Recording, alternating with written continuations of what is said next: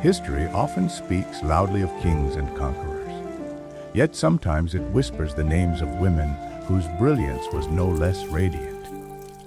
In the rugged highlands of Yemen, where mountains touch the clouds and valleys cradle ancient cities, a young girl was born who would grow into one of the most remarkable rulers of the Islamic world. Her name was Arwa al-Sulayhi. Though time would bury her story in the margins, her rise was nothing less than extraordinary. And the believing men and believing women are allies of one another. They enjoin what is right and forbid what is wrong. Establish prayer, give zakat and obey Allah and His Messenger. Those Allah will have mercy upon them. Surat Tawbah af 971. Arwa was born in 1048, in the days when the Sulayhid dynasty had begun to rise under Ali al-Sulayhi. Yemen was a land of deserts and mountains, rich in trade but divided by tribes and rival rulers.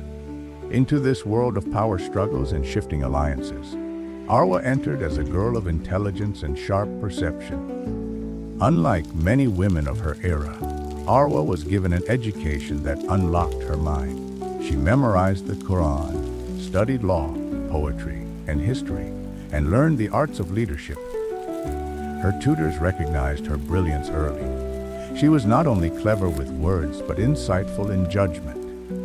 In the rhythms of her studies, she showed the makings of someone destined for more than the private chambers of a household. Her path to power began with marriage. She wed Ahmad al-Mukarram, son of Ali al-Sulayhi, the founder of the dynasty. It was a union that bound her to the heart of the ruling family. When Ali al-Sulayhi was assassinated, Ahmad became ruler and Arwa, though young, stood at his side. But fate soon tested them. Ahmad was struck by paralysis, leaving him unable to govern effectively. The empire, fragile and contested, risked collapse. It was in this moment that Arwa revealed her strength. With her husband confined, she took up the reins of power. She sat in councils, listened to advisors, issued commands, and directed the affairs of state. At first, many scoffed. A woman ruling over tribes known for their pride and ferocity. They doubted she would last. But Arwa answered not with anger but with results. She negotiated with tribal leaders, settled disputes, and restored order. Slowly, doubt gave way to respect. Arwa moved the capital from Sana'a to Jibla, a mountain city better suited to her rule. From there she built her palace, her court, and her vision for Yemen. She strengthened trade along the Red Sea, oversaw construction of mosques and irrigation systems, and revived the prosperity of her lands. Markets thrived under her care. Caravans brought wealth from distant lands, and Yemen stood stable even as rivals elsewhere faltered. Her marriage gave her the position, but her mind and spirit gave her power. Ahmad may have remained ruler in name, but in truth, Arwa guided the Sulayhid state. When he died in 1084, she stepped fully into sovereignty, no longer behind her husband's shadow, but in her own light. By then, her reputation had spread. She was recognized not only as queen, but also as a spiritual guide by the Fatimid Caliphs of Cairo, who granted her the title of Hujjah, the highest representative of their faith in Yemen. It was an honor seldom given to men, and almost never to women. Her rule carried both worldly and spiritual authority. She was no mere caretaker of a throne. She was a sovereign in her own right, commanding armies, directing trade, and guiding her people in faith. Her subjects began to call her Al-Hurra, the noble lady. To her followers, she was more than a queen. She was a symbol of dignity and justice.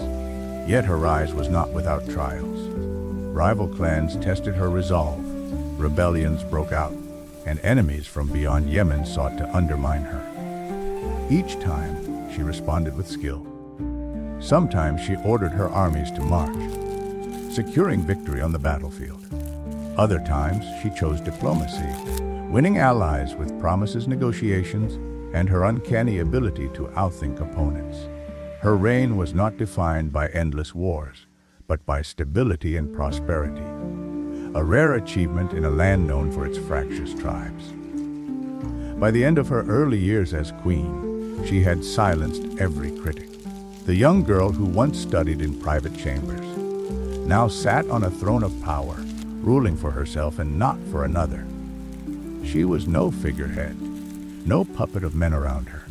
She was Arwa al-Sulayhi, sovereign of Yemen, a woman who rose against all odds to guide her people with wisdom, piety, and courage. Her story was just beginning, but already she had secured her place as one of the most remarkable rulers of her age. The desert winds carried her name, the mountains echoed her strength, and her people began to see in her the reflection of the legendary Queen of Sheba, a woman who ruled Yemen centuries before.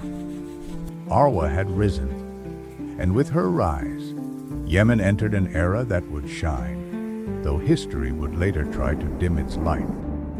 There are rulers who cling to power for a moment, and there are rulers whose authority endures for generations. Queen Arwa al-Sulayhi belonged to the second kind. When she took the throne after her husband's death, many thought her reign would be brief. Yet what followed was not a short caretaking of power, but more than 5 decades of rule, where she wove together the strength of politics with the serenity of faith. Indeed, Allah loves those who rely upon Him.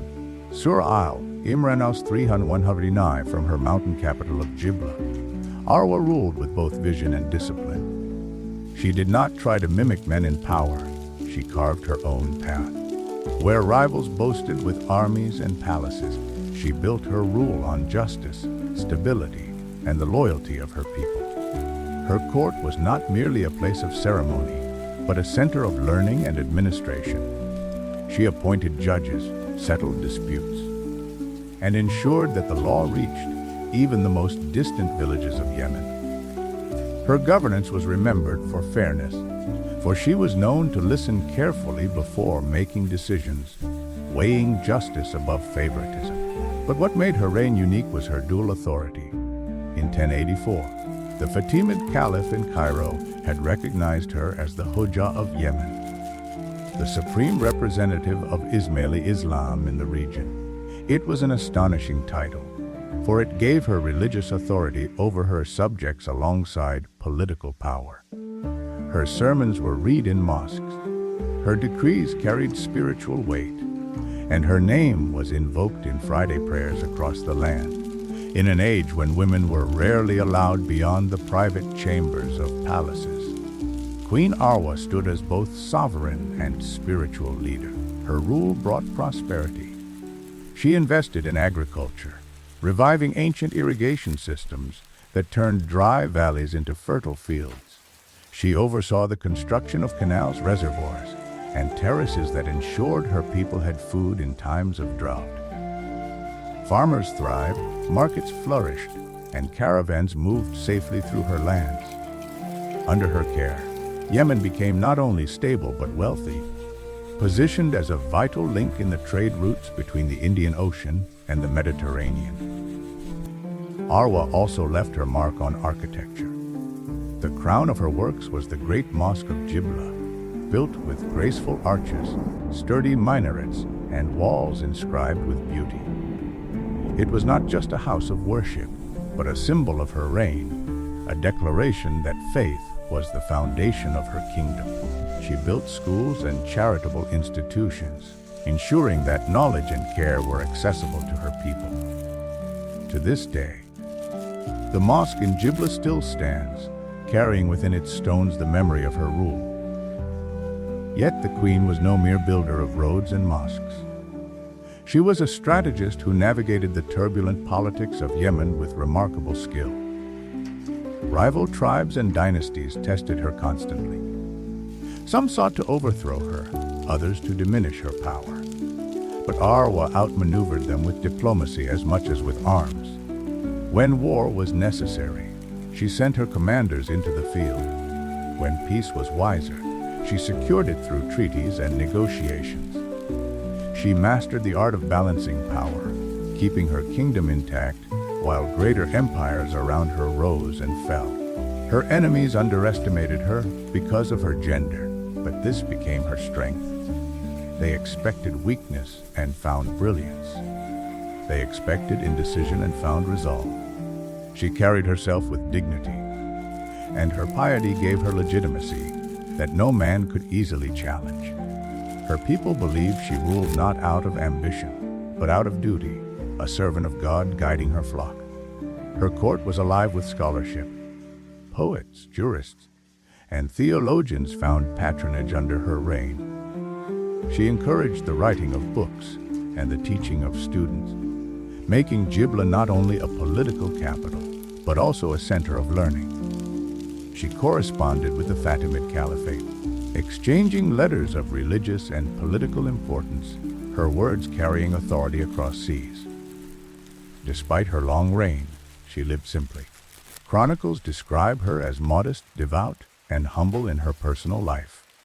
She fasted often, prayed with devotion, and gave generously to the poor.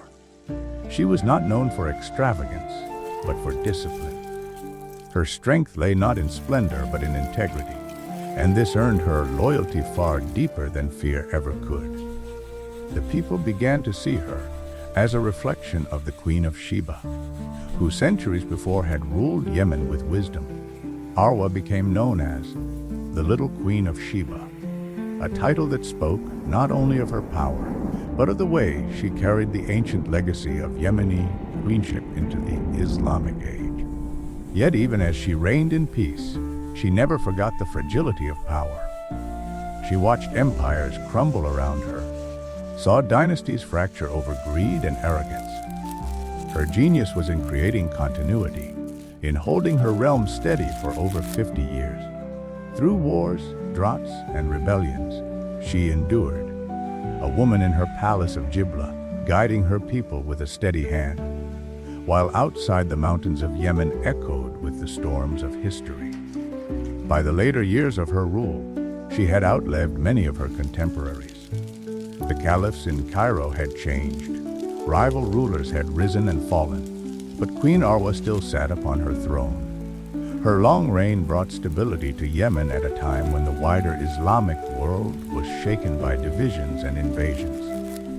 To her people, she was more than a ruler, she was a mother of the nation, the noble lady who watched over them with patience and wisdom. The reign of Queen Arwa al-Sulayhi was a miracle of its age, a woman sovereign who combined faith with politics, humility with authority, wisdom with power. For more than 50 years, she stood unshaken, her name spoken in mosques and markets, her decisions shaping the lives of thousands. And yet, history would one day forget her, even as her mosque, her city, and her legacy endured in the mountains of Yemen. There are rulers whose reigns blaze like fire and vanish quickly. And there are rulers whose reigns endure like the steady light of a lamp.